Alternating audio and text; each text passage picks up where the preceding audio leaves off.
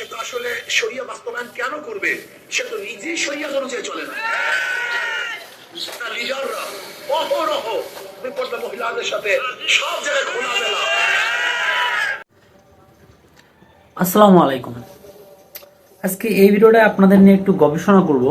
আপনারা একটু কমেন্টে রিপ্লাই দিবেন। আসলে আপনারা কি মনে করেন, মানে এই তাদের এই সমঝোতা ভাঙার পরেই জামাত হয়ে গেল মুনাফিক।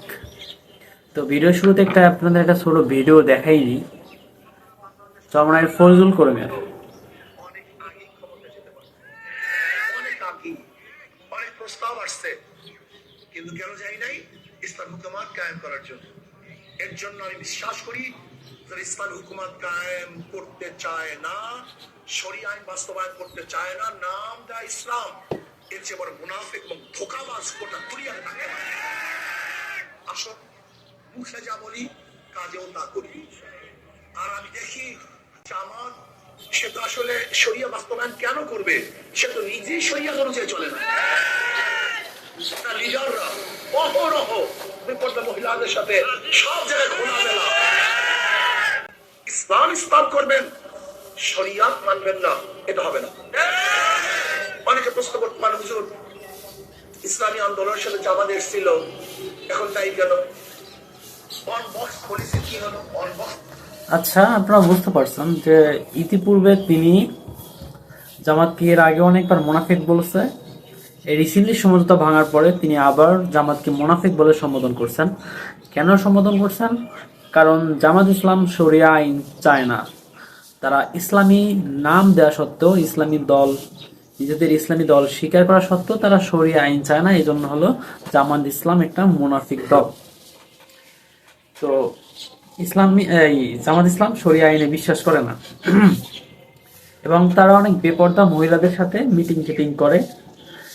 এই ফ্যাক্টগুলো ধরা আর তাদের সমঝোতা ছাড়ার কারণ হিসেবে ধার করানো হয়েছিল যে তারা শরিয়া আইন বা তাদের যে লক্ষ্য, সেখান থেকে জামাত তাদের লক্ষ্য থেকে বিচ্যুত হয়েছে। এই কারণে তারা তাদের কাছ থেকে জোটে নাই। তো শায়েখের চরমনাই তারা কি চায় যে এই দেশে শরিয়া আইন প্রতিষ্ঠা করবে? আদৌ কি গণতন্ত্র দ্বারা শরিয়া আইন প্রতিষ্ঠা করা সম্ভব? তারা যে প্রক্রিয়ায় নির্বাচন করছে, যে গণতন্ত্র প্রক্রিয়ায়, সেই গণতন্ত্রই যেখানে ইসলামে হারাম, এই গণতন্ত্র দিয়ে কি হবে এদেশে শরিয়া বাস্তবায়ন করতে চায়? আমি আসলে জিনিসটা বুঝতেছি না, আমার বোধগম্য হচ্ছে না। তারপরে এই শরিয়া আইন বাদ দিই, আমি এই চরমনাইয়ের ব্যাপারেই বলি। বেশ কয়েক বছর আগে চরমনাই ফজলুল করিমের একটা বক্তব্য ছিল যে নির্বাচন মানেই জিহাদ, নির্বাচনই হলো আমাদের জিহাদ। গণতন্ত্র হলো ইসলামের ডাইরেক্টলি হারাম, সে হারাম আবার জিহাদ হয় কিভাবে? এরকমই একটা অনেক আগে একটা ভিডিও মেক করছিলাম, তখন আমি বয়সে আরো অনেক ছোট ছিলাম, যার কারণে অনেক মানুষের অনেক কথা শুনতে হয়েছিল আমার। পরে আমি ভিডিওটা ডিলিট করে দিই। তো জামাত শরিয়া আইন প্রতিষ্ঠা চায় না বলে তিনি জামাতকে মুনাফিক নামে সম্ভাবিত করছেন। তো আদৌ কি সম্ভব? একটু ভাবেন তো, নর্মাল মাইন্ডে ভাবেন যে বাংলাদেশে গণতন্ত্রের মাধ্যমে আপনি ক্ষমতায় গেলেন এবং বলেন আজকের পর থেকে একেবারে ইসলামী শরিয়া অনুযায়ী সবকিছু চলবে, একেবারে তালেবান স্টাইলে। আদৌ কি এই দেশের মানুষ মানবে? যে দেশের মানুষ এই 54-55 বছরে এক ধরনের ব্যবস্থা, জীবন ব্যবস্থায় অভ্যস্ত, হঠাৎ করে আপনি আইসেই বললেন যে এখন শরিয়া আইন বাস্তবায়ন হবে, এখন থেকে সবাই একেবারে নারীদের পর্দা করতে হবে, সবাই 5 ওয়াক্ত নামাজ পড়তে হবে, এটা করা যাবে না, ওইটা করা যাবে না, একেবারে যদি এভাবে রেস্ট্রিকশন দেওয়া হয় হঠাৎ করে, একেবারে আরো যারা বিধর্মী আছে আমাদের দেশের, তাদের জন্য কিন্তু এটা অনেকটা হুমকি স্বরূপ মনে হবে।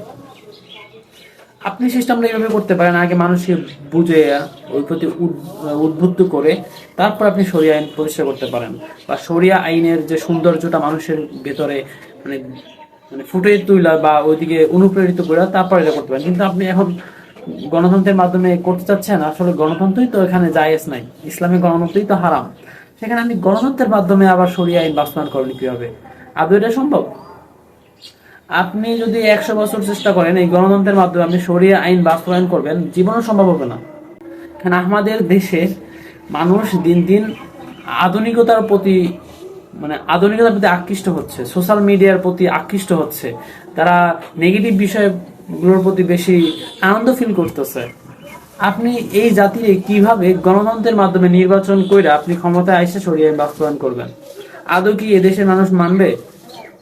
তো জামাতের যে বক্তব্য সেটা ছিল এরকমের, তারা ক্ষমতা আইসা শরিয়া আইনের যে সুবিধা অসুবিধা এগুলো মানুষকে বোঝানোর চেষ্টা করবে, মানুষকে ইসলামের প্রতি উদ্বুদ্ধ করবে। তারা রাষ্ট্রীয় ক্ষমতায় গেলে এই শরিয়া আইন বা ইসলামিক আইনের যে পজিটিভ দিকগুলো মানুষকে বোঝানোর চেষ্টা করবে। দিন আস্তে আস্তে তারা হয়তো একদিন শরিয়া আইন করবে। এই রিসেন্টলি কিছুদিন আগে যে খ্রিস্টান এক মহিলা বলছিলেন যে জামাত বলছে তারা শরিয়া আইন বাস্তবায়ন করবে না, অর্থাৎ তাদেরকে যে কোনো একটা ম্যাটার নিয়ে হয়েছে, বিষয় নিয়ে আলোচনা হয়েছে, সেখানে তাদেরকে বোঝানো হয়েছে শরিয়া আইন তারা ক্ষমতা আইসে বইসে একেবারে ওই সংবিধান চেঞ্জ করে শরিয়া আইন বাস্তবায়ন করে ফেলবে, এই রকমের জামাত ইসলাম করবে না। তারা দেশের বিদ্যমান যে সংবিধান বা বিদ্যমান যে পরিস্থিতি সেই অনুযায়ী তারা দেশ চালাবে। এখন এই কথাটা সূত্র ধরে তারা সমঝোতা ভাঙা দিছে, দেন ওইখান থেকে এখন জামাতরে নিয়ে জামাত মুনাফেক, জামাত এইটা করে সেইটা করে বিভিন্ন ধরনের বক্তব্য তারা এখন পেশ করতেছে। এটা কি হইতেছে? এতে হইতেছে তাদেরও ভোট কমবে, জামাতেরও ভোট কমবে, আর এখান থেকে সুবিধা পাবে বিএনপি।